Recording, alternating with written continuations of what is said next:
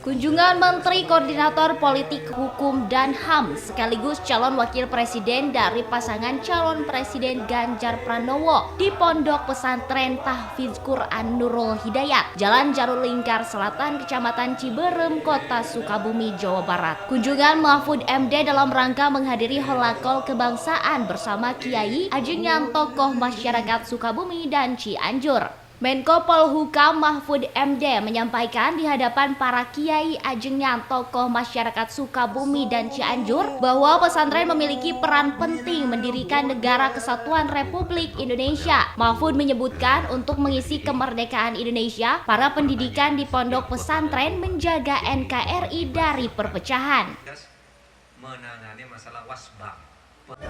Keislaman dan keindonesiaan itu menyatu. Artinya Islam di Indonesia itu harus ikut nasionalisme Indonesia dengan sejarah, dan Indonesia juga mengakui bahwa Islam ini adalah bagian dari sejarah perjuangan bangsa.